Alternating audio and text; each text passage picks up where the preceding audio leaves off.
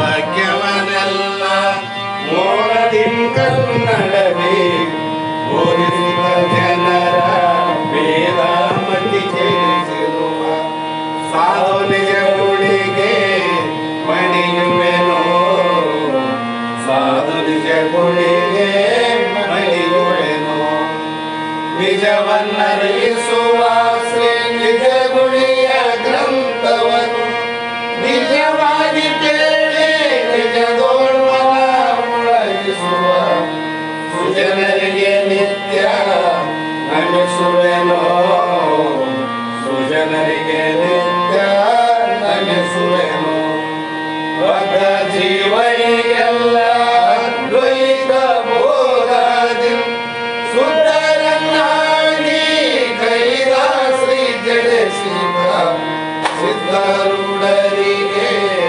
ನತನಪ್ಪೆ ಸಿದ್ಧರುಡರಿಗೆ ನತನಪ್ಪೆ ಬಾಳ ಬಲ ವೇದಾಂತಕ್ಕೆ ಸರಿ ಬಾಳ ಗರ್ಜನೆ ಕೇಳುವ ತನಕ ಬಾಳ ಕೂಗುತ್ತರೆ ಶಾಸ್ತ್ರ ಬಾಳ ಶಕ್ತಿಯ ಶುಂಭದರ್ಜನೆ ಬಾಳ ಕೇಳಿದ ಬಳಿಕ ಕೂಗವು ಬಾಳ ಕೇಳಲು ಬೇಕು ವೇದಾಂತೆಂಬ ಶಾಸ್ತ್ರವನ್ನು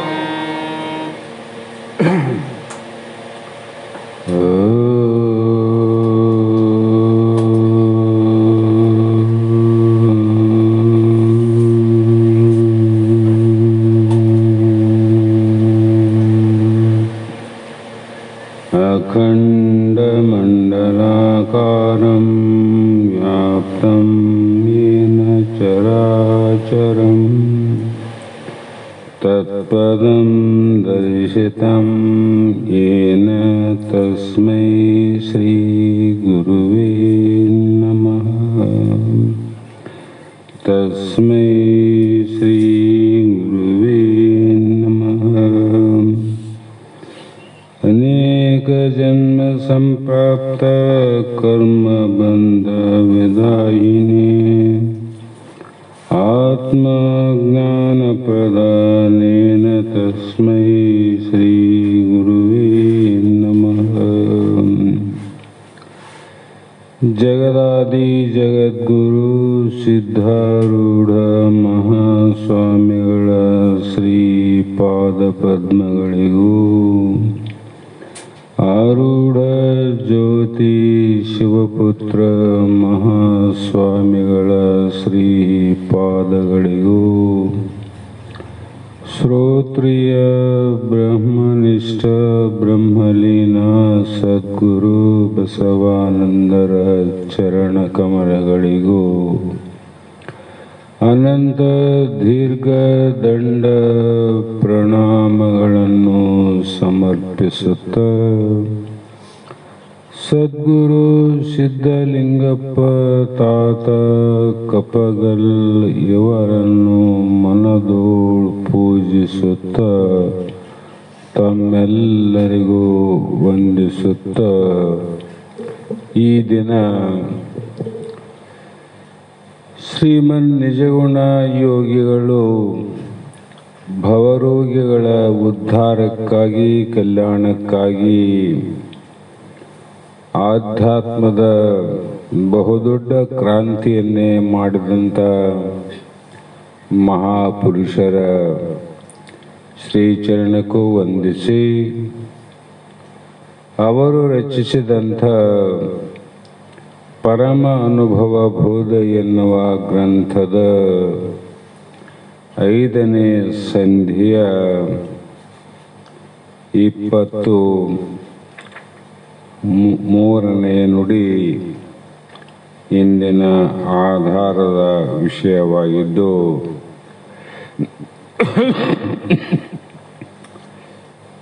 ಈ ಸೂತ್ರದಲ್ಲಿ ಮಹಾತ್ಮರು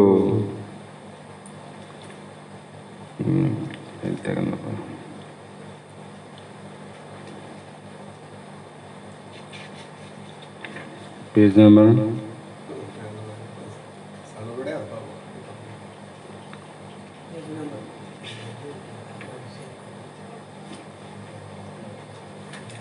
ಈ ವಿಚಾರದಲ್ಲಿ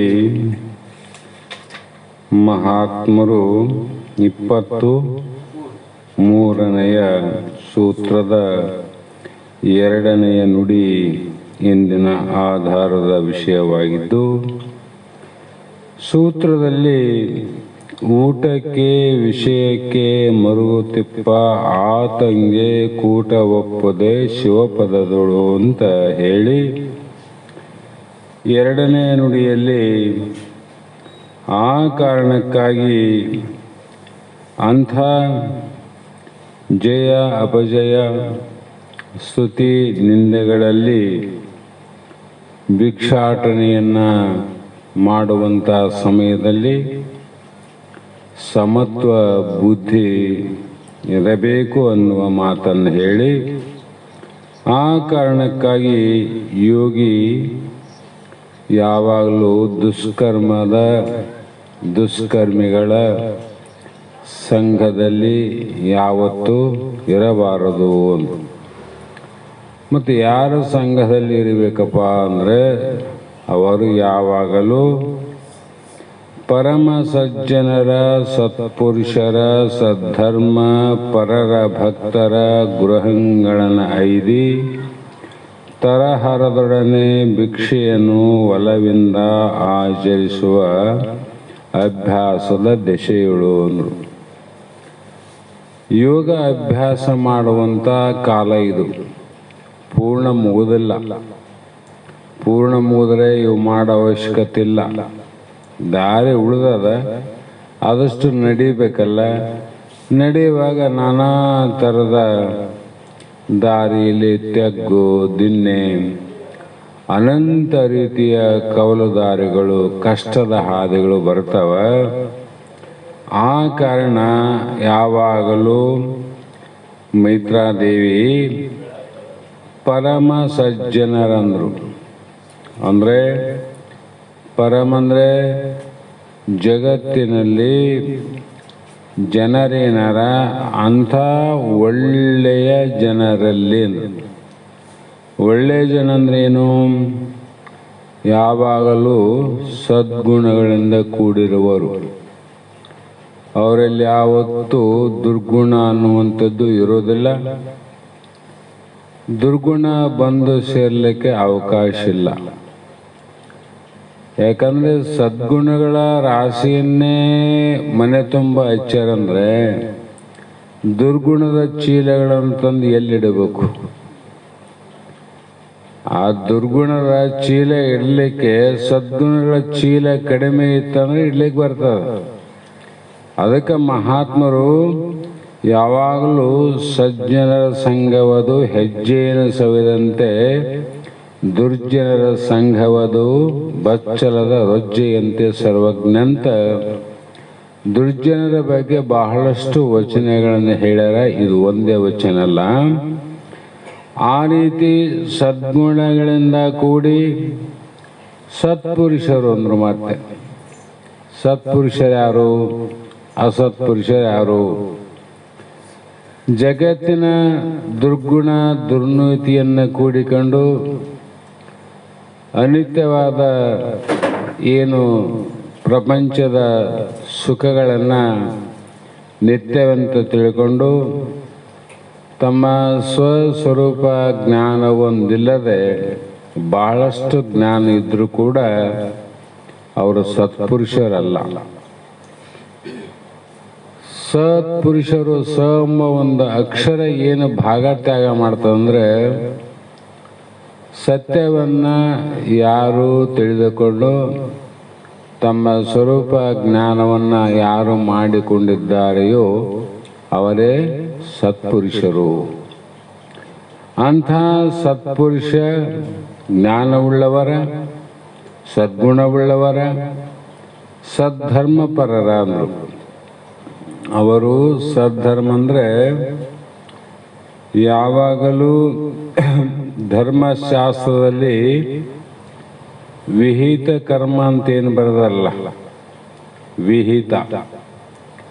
ವೇದ ಶಾಸ್ತ್ರ ಪುರಾಣಗಳಲ್ಲಿ ಯಾವ ಕರ್ಮವನ್ನು ನೀವು ಮಾಡಬೇಕು ಅಂತ ಏನು ಬರೆದಾರ ಅದೇ ಕರ್ಮಗಳ ಆಚರಣೆಯಲ್ಲಿ ಕೂಡಿರಬೇಕು. ಅವರು ಸಮಯ ಬಂದಾಗ ನಮ್ಮ ಸದ್ಧರ್ಮದ ಕರ್ಮಗಳನ್ನು ಬಿಡೋದು, ಇನ್ನೊಬ್ಬರ ಕರ್ಮಗಳನ್ನು ಆಚರಣೆ ಮಾಡೋದಲ್ಲ ಅಂತ. ಅದು ನಿನ್ನಂತೆ ಆ ಕರ್ಮ ಸದ್ಧರ್ಮ ಆಗಿತ್ತು ಅಂದರೆ ಕೂಡಬೇಡಂತಲ್ಲ. ಹಾಗಾಗಿ ಸದ್ಧರ್ಮದಲ್ಲಿ ಏನಿರ್ತಾವ ಅಂದರೆ ಒಳ್ಳೆಯ ಪರೋಪಕಾರಾರ್ಥಂ ಇದಂ ಶರೀರಂ, ಅವರಲ್ಲಿ ಏನಿರಂಗಿಲ್ಲ. ತಮ್ಮ ಈ ಜನ್ಮ ತೊಟ್ಟು ಬಂದಂಥ ದೇಹದಿಂದ ಜಗತ್ತಿಗಾಗಿ ಏನೇನು ಮಾಡಲಿಕ್ಕೆ ಸಾಧ್ಯ ಇದೆ ಅದನ್ನು ಮಾಡುವಂಥ ಗುಣವುಳ್ಳವರು. ದಾನ, ಧರ್ಮ, ಪರೋಪಕಾರ ಮತ್ತು ಅನಂತ ಧರ್ಮ ಕಾರ್ಯಗಳ ಚಿಂತನೆಯನ್ನು ಮಾಡೋರು ವಿನಃ ಇನ್ನೊಂದು ಕಾರ್ಯದ ಚಿಂತೆ ಮಾಡಂಗಿಲ್ಲ ಅವರು.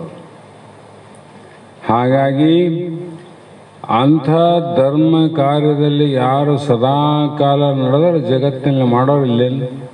ಜಗತ್ತಿನ ಬಹಳಷ್ಟು ಮಂದಿ ಯಾರ ಅಂಥವರಲ್ಲಿ. ಮತ್ತು ಅಷ್ಟೇ ಅಲ್ಲದೆ ಭಕ್ತರ ಗ್ರಹಗಳಂದ್ರೆ ಮನೆಗಳಂದ್ರು. ಎಂಥ ಮನೆ? ಭಕ್ತರ ಮನೆ. ದಾನ, ಧರ್ಮ, ಊಟ, ಪ್ರಸಾದ, ಪೂಜಾ, ಪುನಸ್ಕಾರ ಇವೆಲ್ಲ ಅವರ ಧರ್ಮ ಕಾರ್ಯ. ಅಂಥವರ ಮನೆಯಲ್ಲಿ ಜನ ಇದ್ದರೂ ಕೂಡ ಅವರಲ್ಲಿ ಕೂಡಿಕೊಂಡು ಅಂಥವರ ಮನೆಯಲ್ಲಿ ಭಿಕ್ಷೆಯನ್ನು ಬೇಡಬೇಕಂದ್ರೆ ಅವರು ಹೆಣ ಮಲಗ್ತದ. ಯಾಕ್ರಿ? ಭಿಕ್ಷೆ ಬೇಡಬಹುದು, ಅಂಥವ್ರು ಸಿಗೋದು ಕಷ್ಟ ಅಲ್ಲ. ಅಂಥ ಮನೆಗಳು ಸಿಗೋದು ಭಾಳ ಕಷ್ಟ.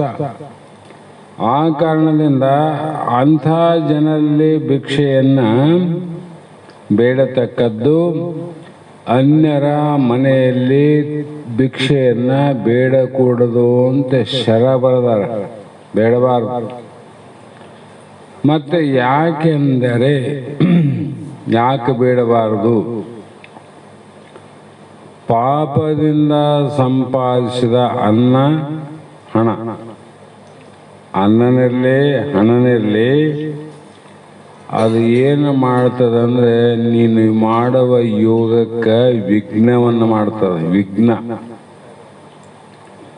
ಆ ಕಾರಣದಿಂದ ಅಂಥ ವಿಘ್ನವನ್ನು ಮಾಡುವಂಥ ಯಾವುದ್ಯಾವುದು ಬಿಡಬೇಕಂತ ಹೇಳ್ಯಾರ ಅದೆಲ್ಲವನ್ನು ತ್ಯಾಗ ಮಾಡಲೇಬೇಕೆಂಬ ತಾತ್ಪರ್ಯ. ಏನ್ರಿ ಅವ್ರ ಪಾಪದ ಹಣ, ಅವ್ರ ಪಾಪದ ಅನ್ನ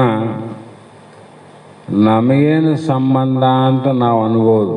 ನಾವು ಯಥಾರ್ಥವಾಗಿ ಹೇಳ್ಬೋದಲ್ಲ.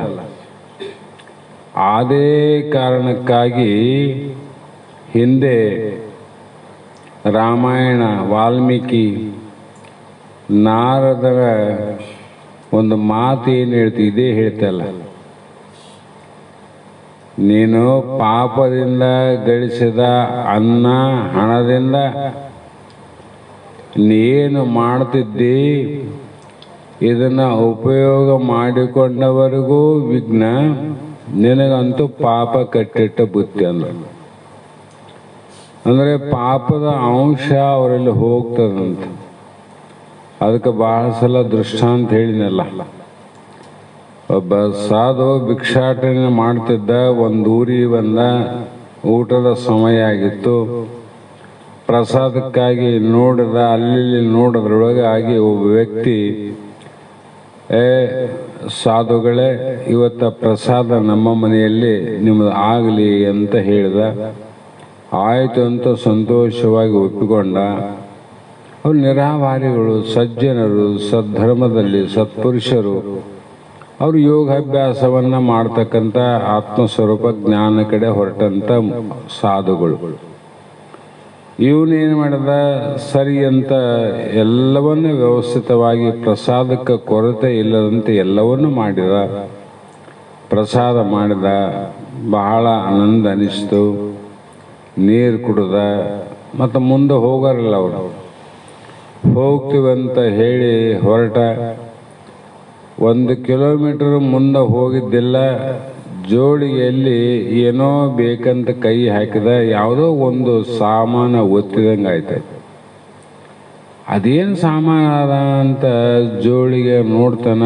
ಒಂದು ಬೆಳ್ಳಿಯ ಗ್ಲಾಸ್ ಅದ, ಬೆಳ್ಳಿಯ ಗ್ಲಾಸ್. ಆವಾಗ ಆ ಸತ್ಪುರುಷಗೆ ಆಶ್ಚರ್ಯ ಆಯ್ತು ನೋಡ್ರಿ. ಈ ಬೆಳ್ಳಿಯ ಗ್ಲಾಸು, ಇದು ಬೆಳ್ಳಿ, ಇದು ಬಂಗಾರ, ಇದು ತಾಮ್ರ ಅನ್ನೋದು ಯೋಗಿಗೆ ಅವಶ್ಯಕತೆ ಇಲ್ಲ. ತೃಣ ಸಮಾನ ಅಂದರ. ಬಂಗಾರ ಬೆಳ್ಳಿ ಜ್ಞಾನಿಗೆ ಹುಲ್ಲು ಕಡ್ಡಿಯ ಸಮಾನ. ಅಷ್ಟು ಕಾಷ್ಟ ಸಮಾನವಾಗಿರ್ತಕ್ಕಂಥ ಇಂಥ ವಸ್ತುಗಳನ್ನೇ ತ್ಯಾಗ ಮಾಡಿ ಬಂದವರು ನಾವು. ಕಬೀರ್ ಏನು ತ್ಯಾಗ ಮಾಡಿದ? ಸಾಮಾನ್ಯ ಅಲ್ಲ. ಅಂಥ 100 ಬಂಗಾರದ ಅಣಸಿನ ಬಡಿಗೆಗಳನ್ನು ಕೂಡ ಕೈಯಲ್ಲಿ ಹಿಡಿಯವಿದ್ದು ಅಂದರೆ ಅವರಲ್ಲಿ ಉಪಯೋಗ ಮಾಡುವಂಥ ಸಾಮಾನ ಎಷ್ಟು ಬಂಗಾರ ಇರ್ಬೋದು. ಎಲ್ಲವನ್ನು ತ್ಯಾಗ ಮಾಡಿ ಬಂದ್ರಲ್ಲ ಸಿದ್ಧಾರೂಢರಲ್ಲಿ. ಅಂಥ ಒಬ್ಬ ಪುರುಷನಿಗೆ ಆಶ್ಚರ್ಯ ಆಯಿತು, ಇದು ಬೆಳ್ಳಿದು ಹೆಂಗೆ ಬಂತಂತ. ಆವಾಗ ನಾನು ಇದನ್ನ ಕದ್ದೂ ಇಲ್ಲ, ಇದು ಕದಿಬೇಕೆಂಬ ಅಪೇಕ್ಷೆನೂ ಇಲ್ಲ, ಇದರ ಮೇಲೆ ಆಶೆನೂ ಇಲ್ಲ. ಆದರೂ ಕೂಡ ನನ್ನ ಜೋಳಿಗೆ ಹೆಂಗೆ ಬಂತು? ನಾನು ಹಾಕದೇ ಇದ್ರೂ ಬರ್ಲಿಕ್ಕೆ ಸಾಧ್ಯ ಇಲ್ಲ. ನನ್ನ ಜೋಳಿಗೆ ಯಾರು ಮುಡ್ತಾರೆ? ಇದು ಆಶ್ಚರ್ಯ ಇಲ್ಲ ಅಂತ 1 ಕಿಲೋಮೀಟರ್ ಮುಂದೆ ಹೋದಂಥ ಸಾಧು ವಾಪಸ್ ಅದೇ ಮನೆಗೆ ಬಂದ. ಇನ್ನು ಅಲ್ಲೇ ಕುಂತಿದ್ರು ಅವರು ಪ್ರಸಾದ ಮಾಡಿ. ಮತ್ತೆ ಯಾಕೆ ಬಂದ್ರಿ ಅಪ್ಪ ಅಂದ. ಇಲ್ಲಪ್ಪ ಏನಿಲ್ಲ, ಒಂದು ಮಾತು ನಿಮ್ಮನ್ನು ಕೇಳಬೇಕಾಗ್ಯದ. ನನ್ನ ಪರೀಕ್ಷೆ ಕಾಲ ಅದ, ನನ್ನ ಆತ್ಮ ಅವಲೋಕನ ಅದ. ಆದರೆ ಒಂದೇ ಒಂದು ಕಳಕಳಿ, ಸತ್ಯವನ್ನು ನೀವು ಹೇಳಬೇಕಂತ. ಸತ್ಯ ಹೇಳಬೇಕು ನನ್ನ ಮುಂದೆ, ನಿಮಗೆ ಬಹಳ ಪುಣ್ಯ ಬರ್ತದಂದ. ಆವಾಗ ಅವರಿಗೂ ಸ್ವಲ್ಪ ಇಷ್ಟು ಸಾಧು ಕೇಳ್ತಾರಂದ್ರೆ, ಅಪ್ಪ ಸತ್ಯವನ್ನು ಬಿಟ್ಟು ಮತ್ತೆ ಏನು ಹೇಳಂಗಿಲ್ಲ, ಏನು ಕೇಳ್ರಿ ಅಂದಾಗ, ನಿನ್ನೆ ನನಗೆ ಪ್ರಸಾದ ಮಾಡಿ ನೀರು ಕುಡಿಲಿಕ್ಕೆ ಇದು ಇಟ್ಟಂಗೆ ಕಾಣಿಸ್ತದ. ನೀವು ನಿಜವಾಗಿ ಹೇಳ್ರಿ, ಇದು ಸ್ವತಃ ದುಡಿದು ಸಂಪಾದನೆ ಮಾಡಿದ ಹಣದಿಂದ ನನಗೆ ಪ್ರಸಾದ ವ್ಯವಸ್ಥೆ ಮಾಡಿ ಈ ಬೆಳ್ಳಿ ಗ್ಲಾಸಲ್ಲಿ ನೀರು ಕುಡಿಲಿಕ್ಕೆ ಇಟ್ಟಿರೋ, ಅಥವಾ ಬೇರೆ ಹಣದಿಂದ ಸಂಪಾದನೆ ಮಾಡಿದ್ದು ಇದು ಆದು, ಇಷ್ಟೇ ನನಗೆ ಬೇಕು, ಸತ್ಯ ಹೇಳ್ರಂದ. ಆವಾಗ ಅವ್ರಿಗೂ ಮನಸ್ಸಿಗೆ ಇದಾಯಿತು. ಅಪ್ಪ ಇದ್ದು ಮಾತು ಇದ್ದಂಗೆ ಹೇಳ್ತೀವಿ, ಇದು ಕಳ್ಳತನದಿಂದ ಸಂಪಾದನೆ ಮಾಡಿದ ಹಣದಿಂದ ಬಂದದ್ದು. ಆವಾಗಂದ ತಿಳಿತು ಬಿಡಂದ. ತಿಳಿತು, ಸಾಕು, ತಪ್ಪೇ ಇಲ್ಲ. ಶಾಸ್ತ್ರಕ್ಕೆ ಬರೋದು ಇಂಥವ್ರ ಮನೆಯಲ್ಲಿ ಹೋಗಿ ಭಿಕ್ಷಾಟನೆ ಮಾಡಬೇಕು, ಇಂಥವ್ರ ಮನೆಯಲ್ಲಿ ಊಟ ಮಾಡಬೇಕು, ಸದ್ಧರ್ಮಗಳ ಸದ್ಭಕ್ತರ ಗ್ರಹಗಳನ್ನು ಒಂದೇ ಅಂತ ಹೇಳ್ಯಾರ. ನಾನು ವಿಚಾರ ಮಾಡಲಾರ್ದ ನಿಮ್ಮ ಮನೆಗೆ ಊಟ ಮಾಡಿದ್ನಲ್ಲ, ಅದು ನನ್ನ ತಪ್ಪು ಅಂದವನು. ಅದಕ್ಕೆ ಆ ಗುಣ ಅಷ್ಟೇ ಕೆಲಸ ಮಾಡ್ತು ನೋಡಿ ಇವನಲ್ಲಿ. ಅದು ಅನ್ನ ಊಟ ಮಾಡಿದ ಇವನು ಕೆಲಸ ಮಾಡಿದ್ ನೋಡು. ತ್ಯಾಗಿಗೆ ಭೋಗದ ಅಪೇಕ್ಷೆ ಬಂತು, ಇನ್ನು ಭೋಗ ಮಾಡೋ ಅಪೇಕ್ಷೆ ಇದ್ರೆ ಎಲ್ಲಿಗೆ ಹೋಗ್ಬೋದು. ಅವಾಗ ಹೇಳ್ದ, ನಿಮ್ಮ ಇದು ಏನಾದ ಇದು ನೀವು ತಗೊಳ್ರಿ ಅಂತ ವಾಪಸ್ ಕೊಟ್ಟು ಹೋದ ಅಂತ ಬರೀತಾರೆ. ತಿಲೇನು ಬರ್ದಾರ, ಬರೆದದ್ದು ಸತ್ಯ ಅದಿಲ್ಲ. ಹಾಗಾಗಿ ಮತ್ತು ಭಿಕ್ಷೆಯಲ್ಲಿ ಕೂಡ ಏನನ್ನ ನೀನು ಭಿಕ್ಷೆಕ್ಕೆ ಕೇಳಬೇಕು, ಏನು ನೀನು ತಗೋಬೇಕು. ಕೆಲವು ಮಂದಿ ಹೇಳ್ತಾರಲ್ಲ, ಏನು ಬರೀ ಜೋಳಿಗೆ ಹಿಡ್ಕೊಂಡು ಭಿಕ್ಷೆ ಬೇಡಿ ಇಷ್ಟೆಲ್ಲ ಮಾಡ್ಯಾರಪ್ಪ ಅಂತಾರಲ್ಲ, ಅನ್ನಂಗಿಲ್ಲ. ಇರಲ್ಲ, ಈ ಕಲಿಯುಗದ ನಿಯಮ ಅದ, ಏನು ಮಾತಾಡಂಗಿಲ್ಲ, ಶಾಸ್ತ್ರ ಬಿಡಂಗಿಲ್ಲ ಅಷ್ಟೆ. ಜಲ ತಕ್ರ ದಧಿ ದುಗ್ಧ ಫಲಹ ಈ ಯಜ್ಞ ತಿಲ ಪಿಣ್ಯ ಕಾದಿಗಳೆಲ್ಲವ ನಲುವಿಂದೆ ಯೋಗಿ ಭಿಕ್ಷೆಗಳು ಅನುಕರಿಪದು ಲಲನೆ ಲೇಸು ಅಭ್ಯಾಸ ಗತಿ ಇರು ಅಂದರು. ಅಭ್ಯಾಸ ಯೋಗಾಭ್ಯಾಸ ಮಾಡೋನಿಗೆ ಇವು ಬಹಳ ಒಳ್ಳೆಯ ಕರ್ಮ, ಒಳ್ಳೆಯ ಕಾರ್ಯ ನೋಡಂದ್ರು. ಏನು? ಜಲ ಅಂದರೆ ನೀರು ಕೇಳಬೇಕು, ತಕ್ರ ಅಂದರೆ ಮಜ್ಜಿಗೆ ಬೇಡಬೇಕು, ದಧಿ ಅಂದರೆ ಮೊಸರು, ದುಗ್ಧ ಅಂದರೆ ಹಾಲು, ಫಲ ಅಂದರೆ ಹಣ್ಣು ಹಂಪಲು, ಹವಿ ಅಂದರೆ ಯಜ್ಞಕ್ಕೆ ಸಲ್ಲಿಸುವಂಥ ಅನ್ನ, ಆಜ್ಯ ಅಂದರೆ ತುಪ್ಪ, ಎಳ್ಳಿನ ಚಟ್ನಿ, ಇಂಥವನ್ನ ಯೋಗಿ ನೀಡಿದರೆ ನಲುವಿಂದೆ ಸಂತೋಷದಿಂದ ಭಿಕ್ಷೆಯನ್ನು ಸ್ವೀಕರಿಸಬೇಕಂದ್ರು. ಯೋಗಿ ಇವುಗಳನ್ನು ನೀಡಿದರೆ ಸಂತೋಷದಿಂದ ಆನಂದದಿಂದ ಅವನು ಸ್ವೀಕಾರ ಮಾಡ್ಬೇಕಂದ್ರು. ವಿಚಾರ ಮಾಡ್ಬೇಕೀಗ. ಈಗ ನೀರು ಕೊಟ್ಟು ಕಳಿಸಿದೆ, ಮಜ್ಜಿಗೆ ನೀಡಿದರೆ ತಗೊಳಬ ಬಂದಿದಂತೆ ಇವು ಕೊಟ್ಟು ಕಳಿಸಿದ್ರೆ ಈಗಿನ ಕಾಲದ ಭಿಕ್ಷುಗಳಂಗಾವ ಅಂದಾಗ ಎಲ್ಲಿದ್ದಲ್ಲಿ ಸಂಬಂಧ ಅಂತದು ಬಹಳ ಕಷ್ಟ ಅದ. ಹಾಗಾಗಿ ಅಭ್ಯಾಸಗತಿಗೆ ಅಭ್ಯಾಸ ಮಾಡುವಾಗ ಇದು ಬಹಳ ಒಳ್ಳೆಯದು ನೋಡು. ಮತ್ತು ಇವುಗಳನ್ನ ಬಿಟ್ಟು ಬೇರೆಯನ್ನ ಇವುಗಳನ್ನ ಕೊಟ್ಟರೆ ನೀಡಿದ್ರೆ ಈಗ ಮಂದಿ ಇಲ್ಲೇ ನೋಡಿದ್ರೆ ಸಾಮಾನ್ಯ ಯೋಗಾಭ್ಯಾಸ ಮಾಡೋ ಭಿಕ್ಷುಕರಲ್ಲ. ಅನ್ನ ನೀರಿನ ಅಭಾವದಿಂದ ಕೂಡಿದ ಭಿಕ್ಷುಕರು ಇಲ್ಲೇ ಮನೆಗೆ ಬಂದು ಇಷ್ಟು ಮಜ್ಜಿಗೆ ಕುಡ್ದೋಗಂದ್ರೆ ನೀನೇ ಕುಡಿ ಅಂತಾರ. ನೀನೇ ಕುಡಿ ಮಜ್ಜಿಗೆ, ನನಗೆ ರೊಕ್ಕ ಬೇಕಾಗ್ಯದ ದುಡ್ಡು ಕೊಡಂತ ನಾನಂದ್ರೆ ಈಕೆ ಮಜ್ಜಿಗೆ ಕೊಡ್ತಾಳಂತ. ಈ ಸಾಮಾನ್ಯರಿವರು ಮತ್ತು ಯೋಗಾಭ್ಯಾಸಗಳಲ್ಲ. ಹೀಗೆ ಯೋಗಿಗೆ ಎಂಥ ಪಾತ್ರೆಯಲ್ಲಿ ಮತ್ತೆ ಆತ ಯೋಗಿ ಎಂಥ ಪಾತ್ರೆಯಲ್ಲಿ ಭಿಕ್ಷೆಯನ್ನು ಸ್ವೀಕರಿಸಬೇಕು, ಎಂಥ ಪಾತ್ರೆಯಲ್ಲಿ ಆತ ಊಟವನ್ನು ಮಾಡಬೇಕು ಅದನ್ನು ಕೂಡ ಬರೆದಾರ. ಮೈತ್ರಿಯೇ ತಿಳಿ ಪಾಣಿ ಪಾತ್ರೆಯಾಗಲಿ ದಾರು ಪಾತ್ರೆಯಾಗಲಿ ಮೃದೀಕೃತವಾದ ಪಾತ್ರೆಯಾಗಲಿ ಯೋಗಿವರನಿಗೆ ಅಹುದು ಭಿಕ್ಷೆಯಾತ್ರೆಯಳು ಅಖಿಳ ಅನ್ನವಿದು ಸತ್ಯ. ಭಿಕ್ಷಾಟನೆಯನ್ನು ಮಾಡುವಂಥ ಸಂದರ್ಭದಲ್ಲಿ ಪಾಣಿ ಪಾತ್ರೆಯಾಗಲಿ ಅಂದರೆ ನಿಂದು ಮಣ್ಣಿಂದು ಇದ್ದಿಲ್ಲ, ಇನ್ನೊಂದು ಇದ್ದಿಲ್ಲ ಅಂದರೆ ಕೈನೇ ಪಾತ್ರೆಯಾಗಿ ಪಾಣಿ ಪಾತ್ರೆ. ಹಿಂದಿನ ಕಾಲದಲ್ಲಿ ಇದು ಯಾರಿಗಾಗಿದ್ರೆ ಯಾವ ಪಾಂಡವರು ವನವಾಸ ಕಾಲದಲ್ಲಿ ಪಾಣಿ ಪಾತ್ರೆಯಲ್ಲಿ ಭಿಕ್ಷೆಯನ್ನು ಬೇಡಿ ಅವರು ಬದುಕಿದಂಥ ರಾಜ, ಮಹಾರಾಜ ಮತ್ತು ಧರ್ಮಿಷ್ಠರು ಮಾಡಿದ ಕಾರ್ಯ. ಅವರೇನು ಹೋಗುವಾಗ ನಾವು ಹಿಂಗೆ ಪಾಂಡವರು ಇದ್ದೀವಂದ್ರೆ ಅವ್ರಿಗೆ ಏನೇನು ಮಾಡಂಗಿತ್ತು ಲೋಕ. ಒಂದು ಚೂರು ಯಾರ ಮುಂದೆ ಹೇಳಿಲ್ಲ ಅವರು. ಯಾಕೆ ಹೇಳಿಲ್ಲ ಅಂದರೆ ಧರ್ಮರಾಜನಲ್ಲಿ ಧರ್ಮ ಅದ ಅಂದ್ರೆ ಅಲ್ಲಿ ಜ್ಞಾನ ಅದ ಅಂತ. ಅವ್ರೇನು ತಿಳ್ಕೊಂಡ್ರು, ಇದು ನಮ್ಮ ಪ್ರಾರಬ್ಧ ಕರ್ಮದ ಯೋಗ ಆದಂತ ತಿಳ್ಕೊಂಡ್ರು. ಅವರು ಹಿಂದಿನ ಜನ್ಮದ ಕರ್ಮದ ಯೋಗ ಅದ, ಅದು ಯೋಗವನ್ನು ತೀರಿಸಲಿಕ್ಕೆ ಇದು ಕೂಡದ, ಇದನ್ನು ಅನುಭವಿಸಿ ತೀರಿಸಿ ಮುಗಿಸಿಬಿಡಮಂತ ವಿಚಾರ ಮಾಡಿದ್ರೆ ವಿನಃ ಯಾವುದಕ್ಕೂ ಅಂಜಲಿಲ್ಲ, ಅಳುಕಲಿಲ್ಲ ಅವರು.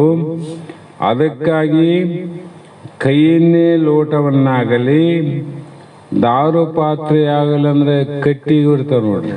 ಮುಸ್ಲಿಮರು ಭಾಳ ಉಪಯೋಗ ಮಾಡ್ತಾರೆ. ಅವ್ರು ಕಟ್ಟಿಗೆ ಇರ್ತಾವೆ. ಕಟ್ಟಿಗೆ ಪಾತ್ರೆಯಾಗಲಿ ಮೃದ್ವೀಕೃತವಾದ ಮಣ್ಣಿನಿಂದ ವಿಕಾರವಾದ ಪಾತ್ರೆಯಾಗಲಿ ಅಂದರೆ ಯಾವುದೋ ಮುಚ್ಚಳಾಗಲಿ ಪರಿಯಾಣ ಬಾಂಡೆ ಆಗಲಿ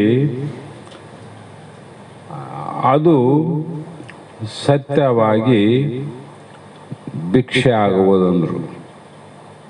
ಯೋಗಾಭ್ಯಾಸದ ಭಿಕ್ಷೆ ಆಟ. ಕಾರಣ ಈಗ ಬೆಳ್ಳಿ ಬಂಗಾರ ಎಲ್ಲ ಬೆಳ್ಳಿಗೆ ಕಾಲಿಡೋ ಪಾದುಕೆಯಿಂದ ಪ್ರಾರಂಭ ಆದದ್ದು. ತಲೆಯಲ್ಲಿ ಕೂದಲು ಮಾಡಕ್ಕೆ ಬರದೆ ಬೆಳ್ಳಿವ ಮಾಡಿಸಿದ್ರು. ಬೆಳ್ಳಿ ಬಂಗಾರ ಅವು ಭಗವಂತನ ಸೃಷ್ಟಿ ಅದ. ಅವು ಮಾಡಕ್ಕೆ ಬರಂಗಿಲ್ಲ ಅಂತ ಬಿಟ್ಟು ಮಂದಿ ಅದ. ಇಲ್ಲವ್ರು ಅದೇನು ದುಡ್ಡಾಗದು. ಹೀಗೆ ಯೋಗಿಯು ಭಿಕ್ಷಾಟನ ಕಾಲದಲ್ಲಿ ಮಣ್ಣು ಕಟ್ಟಿಗೆ ಅಥವಾ ಕೈ ಪಾತ್ರೆಯನ್ನೇ ಮಾಡಿಕೊಂಡು ಅದರಲ್ಲಿ ಮೇಲೆ ಹೇಳಿದ ಏನು ನೀಡರ ಅವನ್ನ ಜಲ, ಮಜ್ಜಿಗೆ, ಎಳ್ಳು, ಚಟ್ನಿ ಮತ್ತು ಮೊಸರು ಇಂಥವು ಏನು ನೀಡರ ಅದರಲ್ಲಿ ಉಕ್ತ ಅನ್ನವನ್ನು ಸ್ವೀಕಾರ ಮಾಡಬೇಕು. ಹೀಗೆ ಯೋಗೇಶ್ವರಂಗೆ ಭಿಕ್ಷಾಟನೆ ವಿಧಿ ಇದು ನಿರೂಪಣೆ ಸೂತ್ರ 23ಕ್ಕೆ ಪದ 182ಕ್ಕೆ ಈ ಪದ್ಯವು ಕೂಡ ಸೂತ್ರ ಮಂಗಲಾಯಿತು. ಮೊನ್ನೆ ರಾಯಚೂರಿನಿಂದ ಒಬ್ಬ ಸಾಧು ಬರ್ತಾನೆ. ಯಾವಾಗ ಬಹಳ ದಿವಸರಿಗಿದ್ದ ತಮ್ಮದು ತೆಳ್ಳಗ ಒಂದು ಇದು ಲಹರಿ ಸಾಧತ. ನಾನು ಜೀವನದಲ್ಲಿ ಬಹಳ ಮಂದಿ ಸಾಧುಗಳನ್ನು ನೋಡೀನಿ. ನೀವು ನೋಡಿದ್ರೆ ಇಲ್ಲೋ? ಕಾರಣ ಏನಂದ್ರೆ ಅವರೆಲ್ಲ ಈ ಶಾಸ್ತ್ರಕ್ಕೆ ಬರೋದಕ್ಕಿಂತ ಮುಂಚೆ ತಿಂಗಳ 2 ತಿಂಗಳ ಇಲ್ಲೇ ಇರೋರು. ಅವರು 2 ತಿಂಗಳ ಅವರೆಲ್ಲ ದೇಹ ಬಿಟ್ಟರೆ. ಈಗ ಭಾಳ ಮಂದಿ ನಾರಾಯಣ ಸಾಧು ಅಂತಿದ್ರು, ಕಲ್ಯಾಣ ಸಾಧು ಅಂತಿದ್ರು. ಕಾಕರಗಳಲ್ಲಿ ಇರುವಾಗನೇ ಎಲ್ಲ ಸಾಧುಗಳು ಅಷ್ಟು ಪ್ರೇಮ ನಮ್ಗೆ. ಇಲ್ಲಿ ಬಂದರೂ ಕೂಡ ಅವರು ಬಿಡುತ್ತಿದ್ದಿಲ್ಲ. ಇಲ್ಲಿ ಬಂದು ಇರೋರೆ ಅವರು ಒಂದು ಗಟ್ಟಿಯಾಗಿರೋರು. ಮೊನ್ನೆ ರಾಯಚೂರು ಆವಾಗ ಬರ್ತದ. ಈ ಒಂದು 2 ವರ್ಷ ಆಯ್ತು ಬಂದಿಲ್ಲ ಆತ. ಮೊನ್ನೆ ಬಂದು ತೆಳ್ಳಗ ನೋಡು. ಶಾಸ್ತ್ರಕ್ಕೆ ಒಪ್ಪಿ ಕುಂತು ಶಿವ ಶಿವ ಅಂತನ ಬಂದು ಮೊನ್ನೆ ಬಂದಿದ್ನಲ್ಲ. ರೊಕ್ಕ ಕೊಟ್ಟನಲ್ಲ. ನಿನ್ನೆ ಯಾರು ಕೇಳಿದ್ರೆ ರೊಕ್ಕ ಅಂದನಲ್ಲ. ಇದ್ದಿಲ್ಲ. ನಾನು 50 ರೂಪಾಯಿ ಕೊಟ್ಟೆ. ಬಾ ಒಳಗಂದೆ. ರೊಕ್ಕ ಯಾರು ಕೇಳಿದ್ರೆ ನಿನ್ನಂದ ಬೇಡಿ. ನನ್ನ ತಗೊಂಡವ ನೀನಲ್ಲ, ಕೊಟ್ಟವ ನಾನಲ್ಲ. ಯಾಕೆ ವಿಚಾರ ಮಾಡ್ತಂತ ನಾನು ಅಂದೆ. ರೊಕ್ಕ ಯಾರು ಕೇಳಿದ್ರೆ ಅಂತ ನೀ ಕೇಳ್ತಲ್ಲ. ಕೇಳಿದವ ನೀನಲ್ಲ, ಕೊಟ್ಟವನು ನಾನಲ್ಲ. ಸುಮ್ಮನೆ ಇಟ್ಕೊಂಡೆ. ಗೊತ್ತು ನನಗೆ ಹೆಂಗೆ ಅಂತ ಗೊತ್ತಂದ. ಬಂದು ಮತ್ತೆ ಪ್ರಸಾದ ಅದು ಕೊಟ್ಟ. ಒಂದಿಷ್ಟು ಚಿಲ್ಲರು ಏನೋ ಇದ್ದದ್ದು ಕಾಣಿಕನು ಕೊಟ್ಟ. ಚಿಲ್ಲರು ರೊಕ್ಕ ಇಟ್ಟಿನೇನಂತ. ಆಯ್ತು ಬಿಡಪ್ಪ ಅಂದೆ. ಹನುಮಂತನ ಕರೆದು ಮತ್ತೆ ಪ್ರಸಾದ ಕೊಟ್ಟು ಭಾಳ ಚಲೋ ಆಯ್ತು ಅಂತ ಹೇಳಿದೆ. ನಾನು ಯಾಕೆ ಹೇಳ್ತೀನಿ ಈ ಮಾತಂದರೆ ಜೋಕಲ್ಲ. ಕೆಲವು ವ್ಯಕ್ತಿಗಳನ್ನ ಹಿಂಗೂ ಅಂತ. ಅದಕ್ಕಾಗಿ ಸಾರ ಸಗಟಾಗಿ ಶಾಸ್ತ್ರ ನಾವು ಹೇಳಿವಂದ್ರೆ ಮೊದಲೇ ಒಂದ್ಸಲ ಹೇಳಿದರೆ ಎಲ್ಲ ಕಡೆ ಹೇಳ್ಯಾರಂತ ನೆನಪಿಟ್ಕೋಬೇಕು. ಜಗತ್ತಿನಲ್ಲಿ ಎಲ್ಲರೂ ಹಂಗೆ ಯಾರಂತ ಅನ್ನೋಂಗಿಲ್ಲ, ಎಲ್ಲರೂ ಹೀಗೆ ಯಾರಂತ ಅನ್ನಂಗಿಲ್ಲ. ಆದರೆ ಸತ್ಯವಂತರು ಇರೋದು ಬಹಳ ಕಡಿಮೆ ಅದಂತ. ಬಹಳ ಕಡಿಮೆ. ಇಲ್ಲ ಅಂತ ನನಗಲ್ಲ. ಎಂದು ಇಲ್ಲ ಅವತ್ತ ಜಗತ್ತು ಮಹಾಪ್ರಳಯ ನೋಡ್ರಿ. ಇವತ್ತು ಜಗತ್ತು ಯಾಕೆ ನಡೆದ ಮಳೆ ಬೆಳೆ ಗಾಳಿ ಇವೆಲ್ಲ ಸತ್ಯವಂತರ ಸತ್ಪುರುಷರಿಗಾಗಿ. ಆಕಳು ಹಾಲು ಕೊಡ್ತದಲ್ಲ, ಯಾರ ಸಲ ಕೊಡ್ತದ? ಕರುವಿನ ಸಲುವಾಗಿ ಹಾಲು ಆಕಳು ಕೊಟ್ರೆ ಕರುವಿನ ಕಟ್ಟಿ ಹಾಕಿ ಮನೆ ಮಾಲಕ ನಾವು ಹಾಲು ಕೊಡ್ತೀವಿ. ನೇರವಾಗಿ ನೀನು ಹಾಲು ಹಿಂಡಕ್ಕೆ ಹೋಗಿ ಒದಿತದ, ಪಕ್ಕನ ಒದ್ದು ಬಿಡ್ತದ.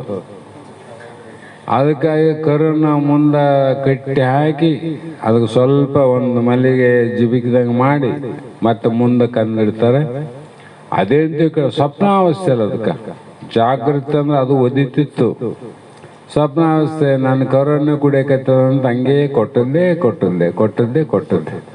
ಅವನು ಹಿಂಡವನು ಬೇರೆ ಇಲ್ಲ. ಅದಕ್ಕೋಸ್ಕರ ಅಲ್ಲ ಹಾಲು ಕೊಡೋದು. ಅದೇ ರೀತಿ ಇವತ್ತು ಜಗತ್ತಿನಲ್ಲಿ ನಾವು ನೀವು ಜಗತ್ತೇ ಇವತ್ತು ಬದುಕದ, ನ್ಯಾಯವಂತರಲ್ಲಿ ಅನ್ಯಾಯವಂತರಲ್ಲಿ ಒಟ್ಟು ಜಗತ್ತಿನಲ್ಲಿ ಎಲ್ಲರೂ ಬದುಕಿವಿ, ರಕ್ಷಣೆ ಆಗ್ತೀವಿ ಅಂದ್ರೆ ಯಾರಿಂದ ಅಂದರೆ ಎಲ್ಲೋ ಮಹಾತ್ಮರು, ಜ್ಞಾನಿಗಳು, ಸತ್ಪುರುಷರು ಇನ್ನೂ ಬದುಕ್ಯಾರ.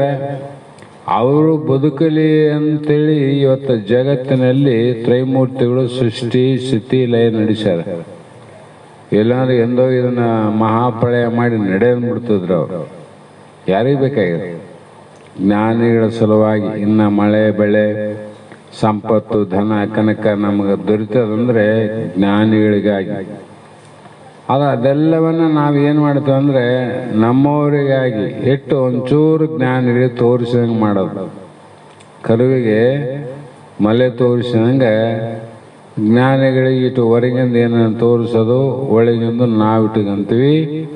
ತಪ್ಪಂತಲ್ಲ, ವಿಚಾರ ಮಾಡಿದ್ರೆ ಇದೆಲ್ಲವೂ ಭಗವಂತ ಜ್ಞಾನಿಗಳ ಸಲುವಾಗಿ ಅವರ ಛತ್ರಿ ಹಿಡ್ಕೊಂಡರ ಅವರ ನೆರಳಿನಲ್ಲಿ ನಾವು ಬದುಕಕತ್ತೀವಿ. ಛತ್ರಿ ಅವ್ರದ್ದೇ, ನೆರಳಾದಲ್ಲ ಅವರು ಛತ್ರಿ ನೆರಳು ನಾವು ಅದರಲ್ಲಿ ನಡೆಯಕತ್ತೀವಂತ. ಅದಕ್ಕಾಗಿ ಇವತ್ತು ಜ್ಞಾನಿಗಳು ಮಹಾಪುರುಷರು ಈ ದೇಶದಲ್ಲಿ ಭಾರತದಲ್ಲಿ ಈಗನೂ ಮುಂದನೂ ಇರೋರೆ, ಹಿಂದನೂ ಆಗಿ ಹೋಗ್ಯಾರ. ಅವರ ಒಂದು ಪುಣ್ಯದ ಫಲದಿಂದ ಇವತ್ತು ನಡೆದ ಜಗತ್ತು. ಹಾಗಾಗಿ ಇಲ್ಲಿ 24ನೆಯ ಈ ಸಂಧಿಯ ಕೊನೆ ಸೂತ್ರ. ಈ ಸೂತ್ರದಲ್ಲಿ ವಿಘ್ನಗಳು ಬಹಳ ಬರ್ತಾವಂದ್ರು. ಯೋಗ ಯಾವುದೇ ಒಳ್ಳೆ ಕಾರ್ಯವನ್ನ ಮಾಡ್ತೀರಂದ್ರೆ ಅದಕ್ಕೆ ವಿಘ್ನಗಳು ಅಂದ್ರೆ ಕಷ್ಟಗಳು, ತೊಂದರೆಗಳು ಬಹಳ ಬರ್ತಾವಂತ ಮೊದಲೇ ತಿಳ್ಕೊಂಡು ಈ ಕಡೆ ಬರ್ಬೇಕು ನೋಡ್ರಿ. ಪಾರಮಾರ್ಥಕ್ಕೆ ಬರ್ಬೇಕಾದ್ರೆ ಮೊದಲೇ ತಿಳ್ಕೋಬೇಕು. ಇದಕ್ಕೆ ವಿಘ್ನಗಳು ಬಹಳ ಪ್ರಪಂಚಕ್ಕೆ ಸಹಾಯ ಬಾಳತ್ತ. ಪ್ರಪಂಚಕ್ಕೆ ಸಹಾಯ ಸಹಕಾರ ಸಂಘಟನೆ ಬಹಳ ಅದ ನೋಡ್ರಿ. ವಿಚಾರ ಮಾಡಿ ಸುಮ್ಮನೆ ಕುಂತು ನೋಡ್ರಿ, ಮಂದಿ ಹೇಳ್ಬೇಡ್ರಿ. ಆದ್ರೆ ಜ್ಞಾನಕ್ಕೆ, ಜ್ಞಾನದ ಸಂಘಟನೆಗೆ, ಜ್ಞಾನದ ಕಾರ್ಯಕ್ಕೆ ವಿಘ್ನಗಳು ಭಾಳ ಬರ್ತಾವ.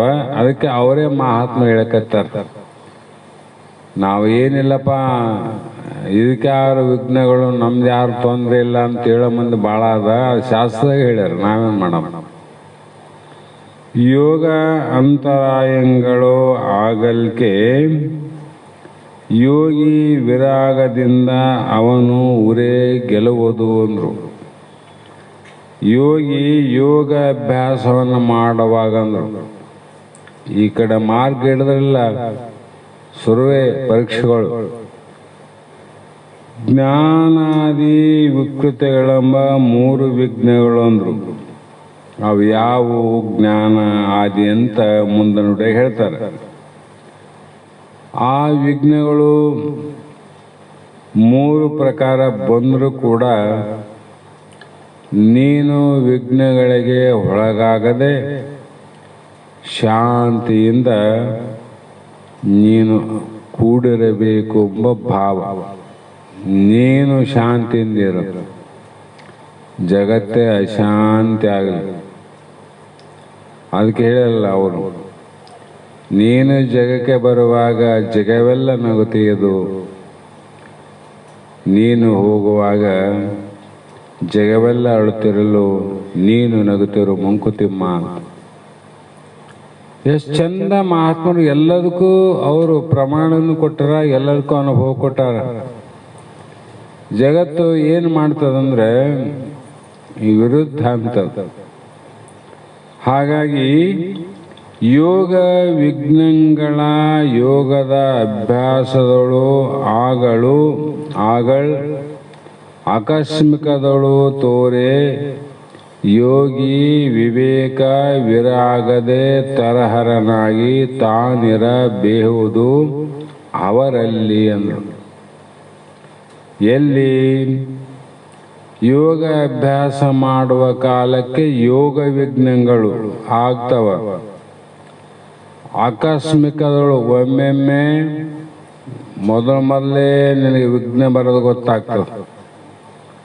ಒಮ್ಮೊಮ್ಮೆ ಕುಂತಲ್ಲಿ ಆಕಸ್ಮಿಕವಾಗಿ ವಿಘ್ನ ತಂದಿಡ್ತಾರೆ. ಆಕಸ್ಮಿಕವಾಗಿ ಗೊತ್ತಾಗಲ್ಲ. ಅಂತಹ ಸಂದರ್ಭದಲ್ಲಿ ನಿನಗೆ ಗೊತ್ತಾಗ್ತದಲ್ಲ ವಿಘ್ನ ಬಂತು ನಿನಗಂತ. ಆವಾಗ ಆ ಸಂದರ್ಭದಲ್ಲಿ ನೀನು ವಿವೇಕ ವಿರಾಗದೆ, ನಿನಗೆ ಗೊತ್ತದಲ್ಲ ವಿವೇಕ ವೈರಾಗ್ಯ, ಅವುಗಳಿಂದ ವಿಚಾರವನ್ನು ಮಾಡಿ ತರಹರ ಅಂದರೆ ಗಡಬಿಡಿಯನ್ನು ಮಾಡದೆ ಶಾಂತನಾಗಿ ನೀನು ಇರಬೇಕಾಗುವುದು. ಇರಬೇಕಲ್ಲಿ. ಯಾಕಂದರೆ ನೀನು ಆ ಸಮಯದಲ್ಲಿ ವಿವೇಕ ಬರಲಿಲ್ಲ ಮಾಡಲಿಲ್ಲ ಅಂದರೆ ನೀನು ಅದ್ರಾಗ ಕೂಡೆ ಹೋಗ್ತಿದ್ದಿ. ಅವ್ರಿಗೆ ಅಶಾಂತಿ ಆದರೆ ನಿನಗೆ ಮಹಾಕ್ರಾಂತಿ ಆಗ್ತದೆ. ಏನು ಲಾಭ? ಅದಕ್ಕೆ ನೀ ಏನು ಮಾಡು, ವಿವೇಕದಿಂದ ವೈರಾಗ್ಯದಿಂದ ನಿನ್ನ ಶಾಂತತೆಯನ್ನು ಕಳೆದುಕೊಳ್ಳಲಿಕ್ಕೆ ನೀನು ಹೋಗಬೇಡ. ಆದರೆ ಯಾಕೆ ಹೋಗಿ ಸಿಗಬಿದ್ದು ನಿನ್ನ ಶಾಂತಿ ಕಳ್ಕೊಂತಿದ್ದಿ? ಹೌದಿಲ್ಲ? ಅದೊಂದು ನಿನಗೆ ವಿವೇಕ ಇಲ್ಲ, ನಿನಗೆ ವೈರಾಗ್ಯ ಇಲ್ಲ. ಮತ್ತು ಇಷ್ಟು ವಿವೇಕ ವೈರಾಗ್ಯ ಅಂದರೆ ನೀನು ಅಶಾಂತಿಯಲ್ಲಿ ಕೂಡಿ ಯಾಕೆ ಶಾಂತಿ ಪಡಿಬೇಕಂತ ವಿಚಾರ ಮಾಡ್ತಿದ್ದಿ? ಅದನ್ನು ಅಶಾಂತಿಯಲ್ಲಿ ಅದ ಅಲ್ಲಿಂದ ಕಡೆಗೆ ಆಗು ಅಂತ ಅರ್ಥ ಅದು. ಮತ್ತೆ ವನಿತೆ ಕೇಳು, ಅಭ್ಯಾಸ ದಶೆಯಲ್ಲಿ ಯೋಗಿಗೆ ಜನಿಪ ಆ ಜ್ಞಾತು ವಿಕೃತಿ ಎಂದು ಘನತರ ಜ್ಞಾನ ವಿಕೃತಿಗಳೆಂಬುದು ಇನಿತು ವಿಘ್ನಗಳು ಅವನು ಬೇಡವೆ ಅಂದರು. ಜ್ಞಾನ ಜ್ಞೇಯ ವಿಕೃತಿ, ಜ್ಞಾತೃ ವಿಕೃತಿ ಒಂದು, ಜ್ಞಾನ ವಿಕೃತಿ ಎರಡನೇದ್ದು, ಜ್ಞೇಯ ವಿಕೃತಿ ಮೂರನೇದ್ದು. ಮೂರು ತರಂದರಲ್ಲ. ಹಂಗಂದ್ರೆ ಏನು ಅಂತಂದ್ರೆ ಮುಂದೆ ಹೇಳ್ತಾರೆ. ಯಾವಾಗ ಅಲಸತೆ, ರೋಗ ಸಂಚಲತೆ, ವಿಷಯ ಸಮಾಕುಲತೆ, ಸಂಶಯ ವಿಸ್ಮೃತಿಗಳು ತಿಳಿಯುವುದು ಜ್ಞಾತೃ ವಿಕೃತಿ ಎಂಬ ವಿಘ್ನವೆಂದು ಎಳಸಿ ಮೈತ್ರಿ ನೀನು ಒಲವಿಂದೆ. ಏನೇನು ಬರ್ತಾವ ವಿಘ್ನ ಅಂತ ಅದನ್ನೇ ಹೇಳ್ಯಾರ. ಎಷ್ಟು ಜ್ಞಾನಿಗಳಿರ್ಬೋದು ಅಂತ ಮಹಾತ್ಮ. ನಮಗೇನು ಮಧ್ಯಾಹ್ನ ಏನು ಎಂತ ಅಂಬುದು ಮೈಮೆಟ್ಟು ನೋಡಿದ್ರೆ ಗೊತ್ತಾಗಲ್ಲ. ಈ ಕಾಲಾಂತರದಲ್ಲಿ ಬರುವಂಥ ಜ್ಞಾನಕ್ಕೆ ವಿಘ್ನಗಳು ಏನಾವ ಎಲ್ಲವೂ ಬರೆದಿಟ್ಟಾರ ನೋಡ್ರಿ. ಅಲಸತೆ ಅಂದರೆ ನಿನಗೆ ಬೇಸರಕ್ಕೆ ಬರ್ತದ. ಯಾಕೆ? ಅವು ಕ್ರಮವಾಗಿ ಇಂಥ ಸಮಯದಲ್ಲೇ, ಇಂಥ ಗಳಿಗೆಯಲ್ಲೇ, ಇಂಥ ಜಾಗದಲ್ಲೇ, ಇಂಥ ಭಿಕ್ಷಾಟನೆ ಬೇಡಿ ಇದೇ ರೀತಿ ಅಭ್ಯಾಸವನ್ನು ಮಾಡ್ಬೇಕಂತ ಬರ್ದಾರ. ಒಂದು ದಿನ ಎರಡು ದಿನ ಬರ್ದಲ್ಲ. ಉತ್ತಮಂಗೆ 3 ಮಾಸ, ಮಧ್ಯಮಂಗೆ 6 ಮಾಸ, ಕನಿಷ್ಠಂಗೆ 12 ಮಾಸ ಅಂತ ನಿನ್ನೆ ಹೇಳಿವಲ್ಲ. ಅಷ್ಟು ದಿನಗಳ ಕಾಲ ಒಂದು ದಿನ ಬೇಸರ ಬರಬಾರ್ದು ನಿನಗೆ ಮಾಡಕ.